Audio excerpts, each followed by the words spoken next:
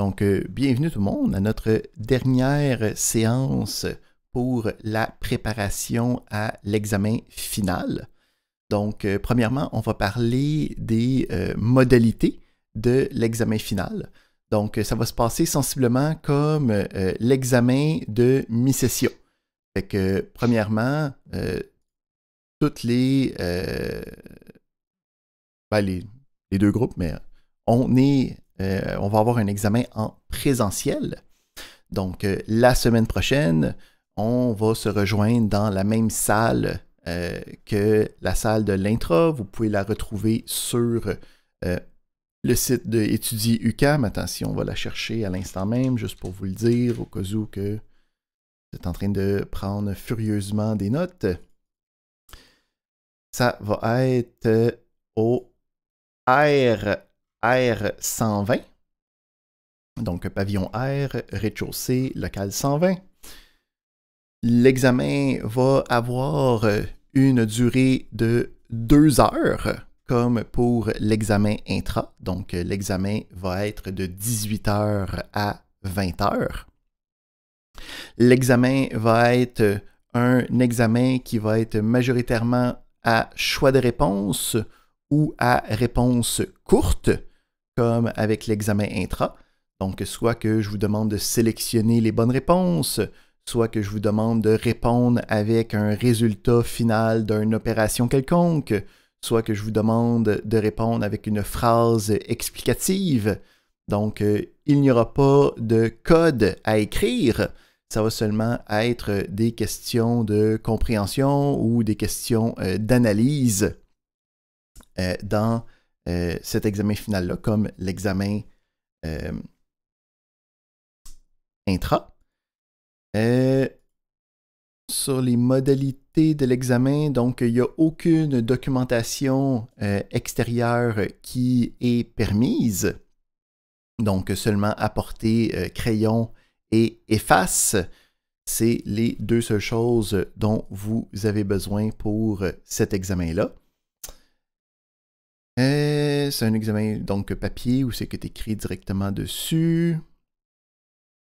Je pense que c'est pas mal ça pour les modalités générales logistiques de l'examen.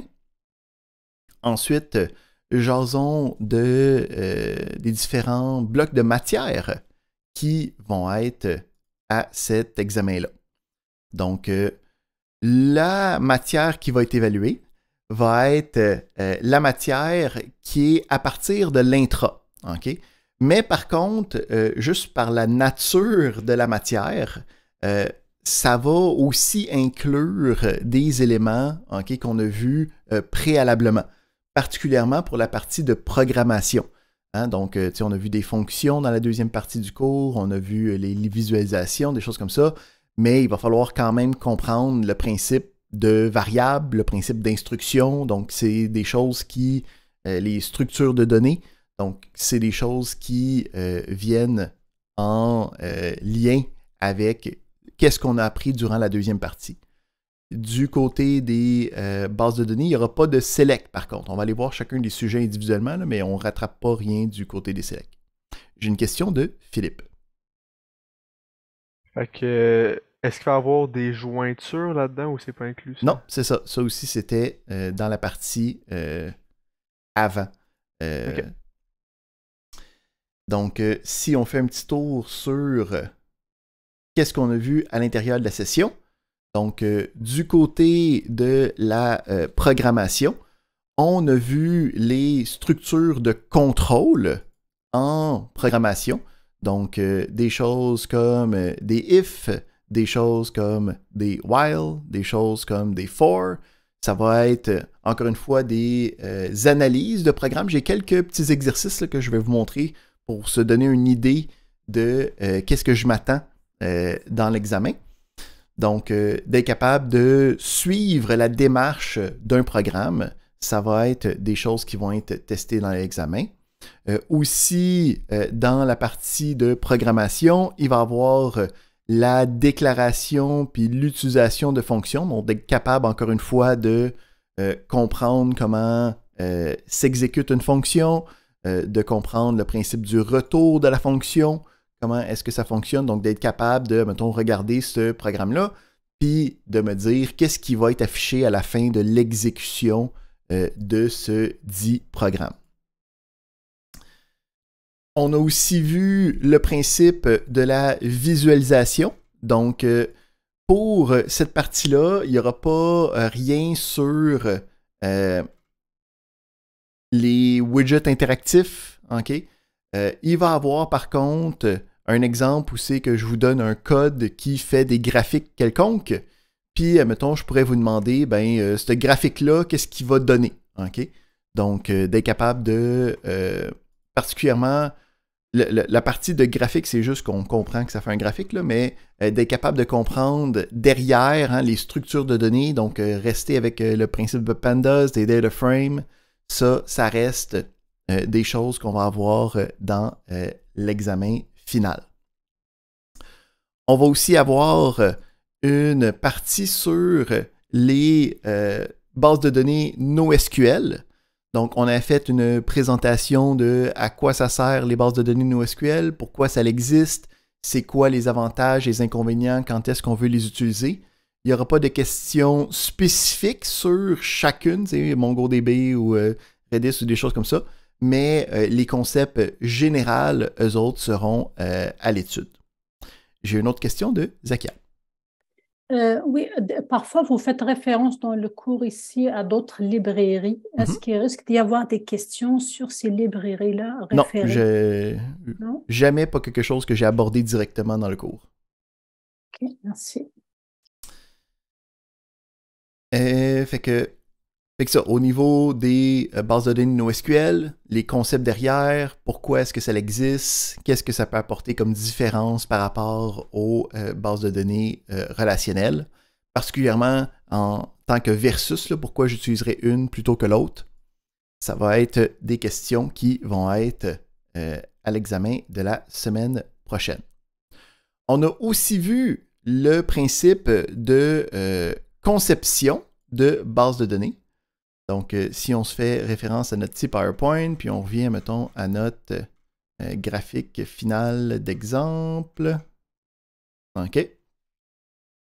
Donc, il faut être capable de comprendre un graphique déjà présent ou d'être capable de remplir juste une des petites parties. Encore une fois, je vais avoir quelques exemples pour vous jaser de ça.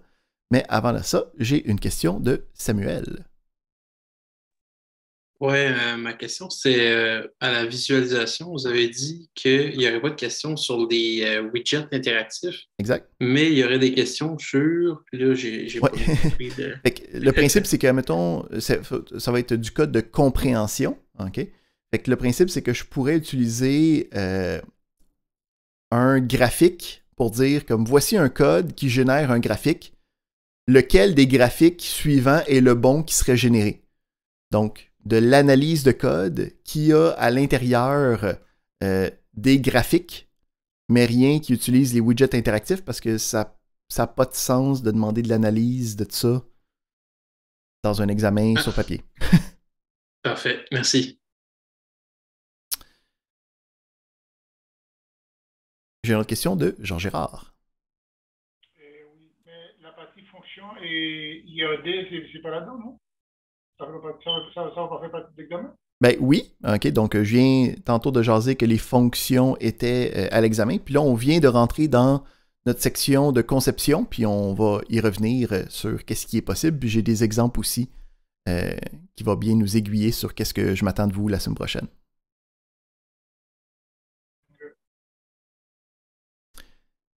Alright, fait qu'on revient justement à notre partie de conception. Donc, à l'intérieur de celle-ci, on avait vu le principe des étapes de la conception d'une base de données. Donc, d'être capable de partir d'une problématique, puis de construire comme une première étape le diagramme de classe qui me permettait de comme, mettre mes idées sur papier. Donc, d'être capable d'identifier les différents types d'associations à l'intérieur du diagramme de classe, ça va être quelque chose d'important. les cardinalités, de savoir c'est quoi les différentes agrégations possibles, pourquoi je voudrais utiliser l'une plus que l'autre, les classes associatives, okay, la généralisation, spécialisation, c'est toutes des choses qui viennent dans les sujets qui vont être abordés la semaine prochaine. Le principe, encore une fois, c'est pas de construire des diagrammes complets, ça va être habituellement d'interpréter un diagramme déjà existant où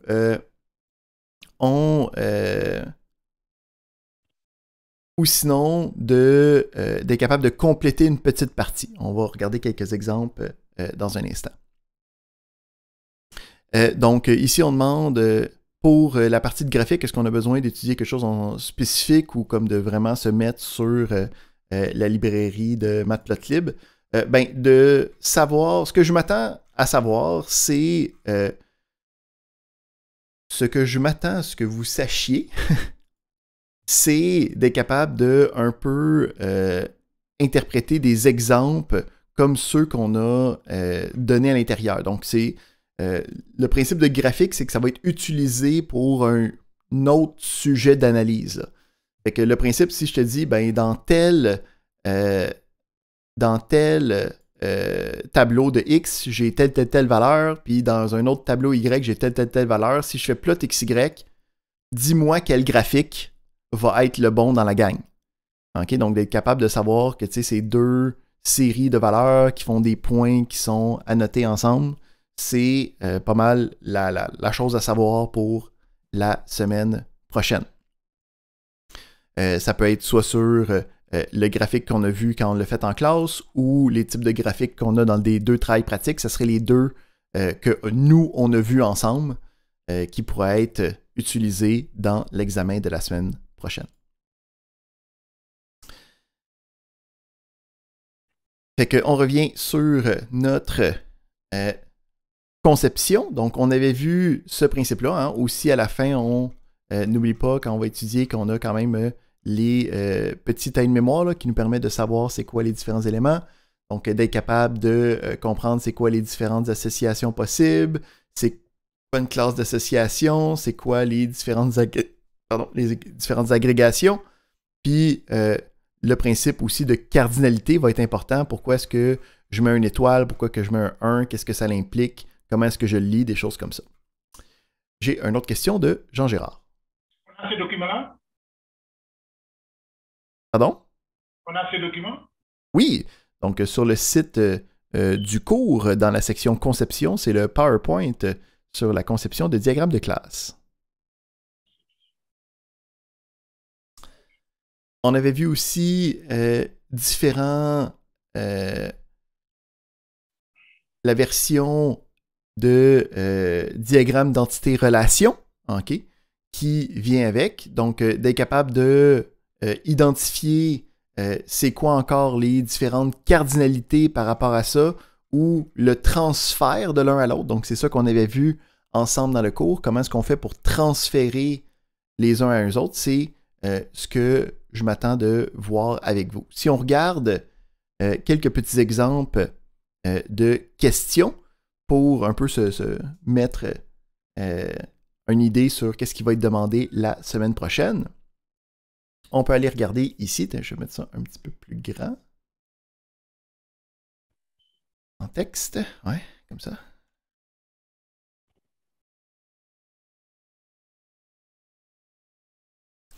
Fait qu'ici, on pourrait avoir comme question, plus ça pourrait être deux questions, c'est pas nécessairement comme exactement la même genre de question, ou c'est plus pour donner une idée des genres de questions, des genres de formulations, des genres de requêtes que je peux demander par rapport à la conception, puis on va aussi voir les parties de programmation. Donc, je te dis, j'ai des cours qui sont enseignés par des enseignants, les cours sont enseignés par un seul enseignant, et un enseignant peut enseigner plusieurs cours. Donc ici, on a comme la mise en situation. Puis là, après ça, on a deux sections. Okay? Une section où c'est qu'on a trois différents diagrammes de classe. Puis une section où c'est qu'on a deux différents diagrammes d'entité-relation. Puis là, la question que je pose, c'est lequel des diagrammes est le bon? pour représenter la situation. OK? Fait que là, si on regarde, on a dans les diagrammes de classe différentes cardinalités possibles. OK? Puis en fait, on en a un qui n'a même pas une cardinalité, celui-là, hein, c'est une généralisation, fait que ça sonne comme pas le bon dans la gang. Puis là, on se disait, ben, un cours, c'est enseigné par un seul enseignant, puis un enseignant peut enseigner plusieurs cours. Fait que ici, on a une cardinalité 1-1. Quand on a une cardinalité 1-1, comment est-ce qu'on fait pour le lire? On part du premier, puis on dit un cours est par un enseignant, puis un enseignant a un cours. Donc, en ce moment, ça sonne pas comme la bonne réponse. Puis ensuite, si on a ici un enseignant a plusieurs cours, un cours a un enseignant en relation, oh, là, ça sonne comme celui que je voulais. Fait que ça serait ici le deuxième choix qui me permettrait de réussir ce que j'ai besoin. Pour notre deuxième, c'est la même question, c'est juste que c'est au niveau des entités-relations. Donc, on se souvient que quand on était à ce niveau-là, puis quand on va avoir les bases de données directes, on a le principe de clés primaires puis clés étrangères qui rentrent en jeu. Donc, on peut voir ici qu'on a les clés primaires puis on a les clés étrangères. Donc, dans ce cas-ci, ce deuxième-là, c'est la représentation de quand on a plusieurs. Donc, ici, c'est une table intermédiaire qui a été créée quand on avait un étoile à étoile. Donc, ce n'est pas celui-là qui est la bonne réponse. Puis ici, on a le cours qui est par un seul enseignant. Donc, il y a la clé étrangère pour pointer vers l'enseignant. Puis l'enseignant, lui, n'a pas de lien direct avec le cours parce que ça se peut qu'il y en ait plusieurs. Fait que c'est notre bonne représentation. C'était ce premier choix-là dans les deux. Donc, d'être capable de faire ce genre de reconnaissance-là, c'est des genres de choses qui vont vous être demandées la semaine prochaine. Est-ce que Jean-Gérard t'a redescendu et relevé ta main? Oui, j'ai une question. Est-ce que les matricules des enseignants, c'est pas alphanumérique? Pardon, j'ai mal entendu ce que tu dis. Les matricules des enseignants, ils ne sont pas alphanumériques? C'est pas quoi? Est-ce qu'ils ne sont pas alphanumériques? Ah, ici, le principe, c'est... ben, ça dépend, là. Je sais pas si... J'ai pas dit juste à quelle école ou quoi que ce soit, là. C'est... mon numéro de matricule en tant qu'enseignant au cégep, c'est 0857333. C'est juste des chiffres. Fait que ça fait... Ça peut susciter des questions que non, bon, s'il y a des matricules alphanumériques qu'on met en intégré, ça ne va pas rentrer. Effectivement, mais ici, c'était pas spécifié c'est quoi le type de matricule ou quoi que ce soit. Là. C'était pas non plus dit que c'était l'UQAM. Il n'y a pas d'éléments ici qui étaient relatifs à ça. Excellent. Donc, autre exemple. Je pourrais, mettons, présenter le diagramme suivant où c'est qu'on a des auteurs, des livres, des genres. Puis, je demanderais entre les auteurs et les livres, donc entre ces deux-là ici, c'est quoi la cardinalité? Donc, quand on demande la cardinalité, là, on demande c'est quoi, quand on est dans le diagramme de classe, c'est quoi les valeurs qui seraient rattachées là. OK? Fait qu'ici, j'ai ça serait quoi à quoi? 1 étoile, étoile 1, 1, 1, étoile, étoile. C'est quoi la cardinalité qui serait mise en jeu? Donc, ici, on peut voir que pour l'auteur, on n'a pas de clé étrangère qui pointe vers le livre, mais pour le livre, on a une clé étrangère qui pointe vers l'auteur. Fait que, habituellement, ça, ce que ça implique dans la schématisation qu'on a ici, c'est que pour un livre, on a un auteur, puis un auteur peut avoir plusieurs livres. Donc, si on regarde comment c'est écrit ici, ça serait 1 suivi de étoile pour dire qu'un auteur peut avoir plusieurs livres, puis un livre a seulement un auteur.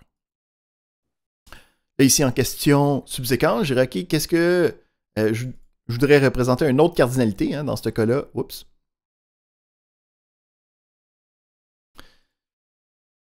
Ici, ce document-là, il n'est pas encore disponible sur Moodle. J'allais le mettre en PDF pour le mettre sur Moodle tantôt.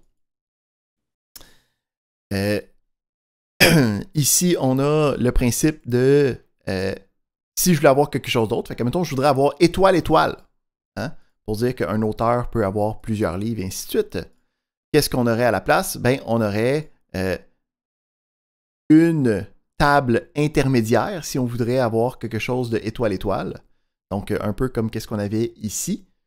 Puis là, on aurait les deux clés étrangères à l'intérieur de la table intermédiaire. Il n'y aurait plus de lien directement dans le livre par rapport à l'auteur. Ça passerait tout par la table intermédiaire. Si on regarde notre dernier petit exemple de la journée, on se demande que donne ce programme-là. OK? Donc, on peut aller le sortir, puis je vais aller le mettre dans Google Colab pour regarder un peu qu'est-ce qui se passe.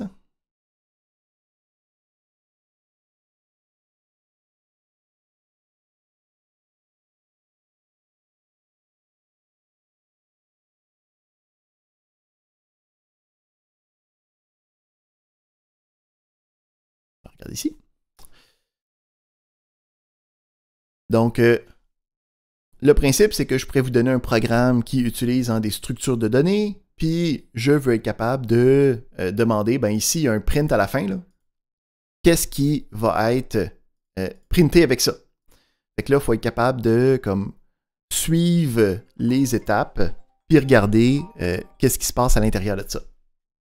Donc, on a, si on le fait manuellement, on a une définition de fonction. Hein, donc, quand on définit une fonction, ça fait juste la déclarer, elle n'est pas encore utilisée. On a ensuite un tableau de différentes chaînes de caractères.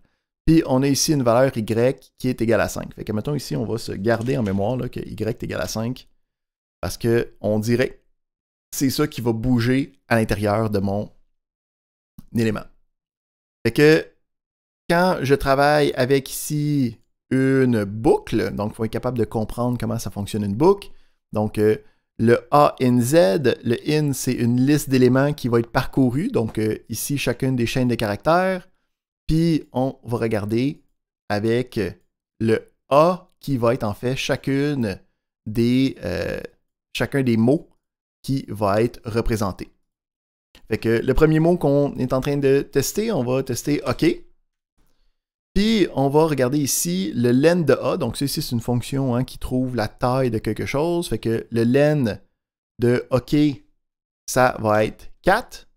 Puis là, je fais ici modulo 2 de ça. Donc, le modulo, si on se souvient, ça trouve le restant de la division. Donc, dans notre cas ici, modulo 2 me donne 0. Donc là, ici, je regarde len de A. OK, ça me donne 0, donc c'est pas égal à 1. Donc ça ne va pas exécuter cette partie-là. Ça s'en va à l'autre.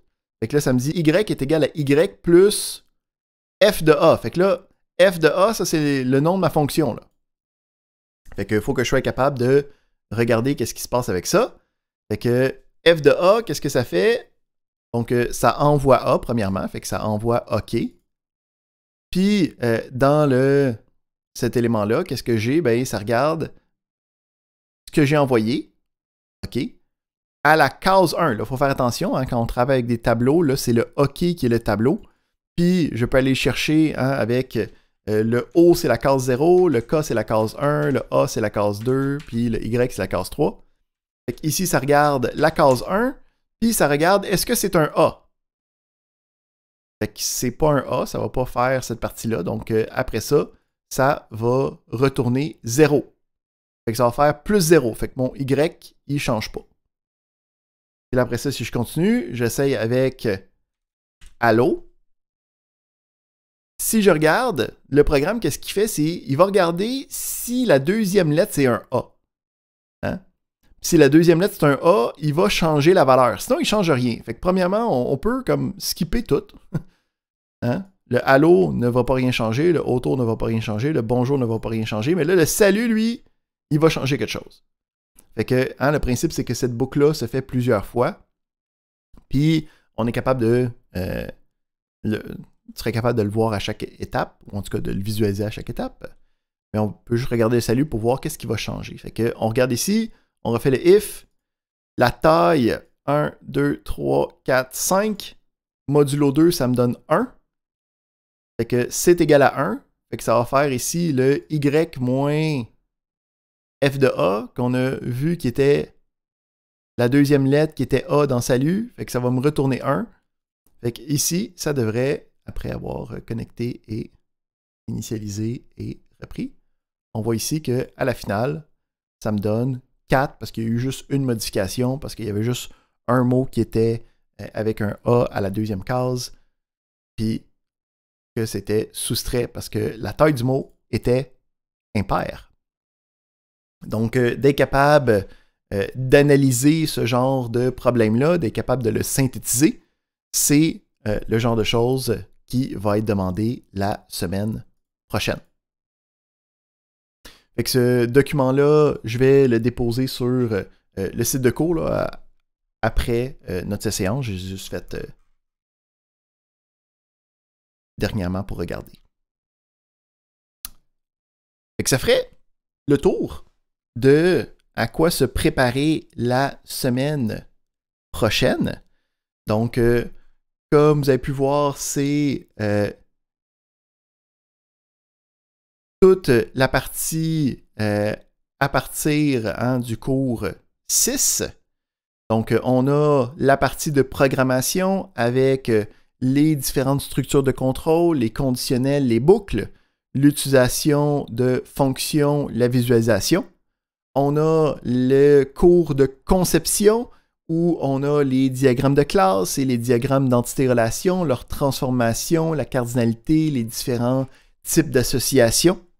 On a les bases de données NoSQL, puis le principe de visualisation avec Pandas, avec des data frames, un peu comme qu'est-ce que vous faites dans le deuxième travail pratique.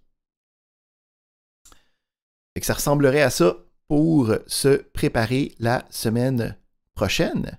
Est-ce qu'on a des questions, interrogations, des éléments qui sont encore flous sur qu'est-ce qui va être dans l'examen, quel genre de questions vont être posées, comment le mieux se préparer possible, ou est-ce que tout le monde est 100% prête?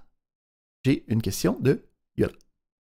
Oui, je m'excuse, vous devez sans doute l'aborder jeudi. Est-ce qu'il y a quand même les activités? Est-ce qu'il y a encore un rendez-vous vendredi soir? Entre nous deux, oui. C'est lundi, c'est pas un problème. Non, je parlais de... Je ne savais pas qu'on avait rendez-vous. Non? Je parle Okay. de l'atelier, pas l'atelier, mais tout ça, en fait, l'atelier qui est le vendredi soir et le samedi. Oui, mais ça, on m'a déjà dit que Nicolas n'était pas là la semaine passée. Il faut que je check qu'est-ce qui s'est passé là. C'était anormal et pas supposé. OK, fait que là, il va être là. Oui, je vais le fouetter, là, puis m'assurer qu'il sera sur place.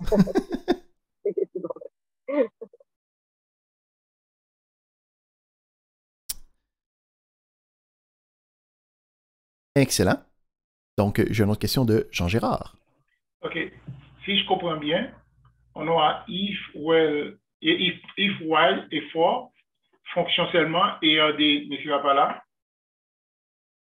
Non, la compréhension de fonction va être là aussi, comme on peut tout juste de venir le voir même dans qu'est-ce qu'on vient de faire comme exercice. Il y avait une fonction qu'il fallait comprendre son fonctionnement.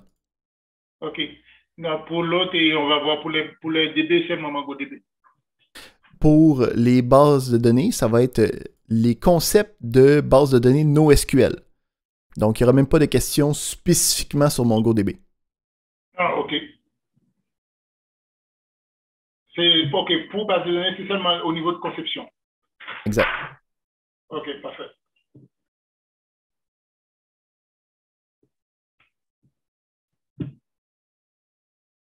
Super. Fait que ça serait le tout pour cette partie magistrale. Il y a certaines personnes qui voulaient voir des éléments de leur deuxième travail pratique. Fait que je vais ouvrir. S'il vous plaît. Ouais, c'est ça. Je vais ouvrir des salles dans lesquelles vous allez pouvoir aller à l'intérieur. Puis moi, je vais faire le tour des salles pour pouvoir un peu vous débloquer dans les éléments courants. Mais sinon, ça serait tout pour nous ce soir autrement. Fait qu'on se revoit la semaine prochaine en présence pour notre examen final.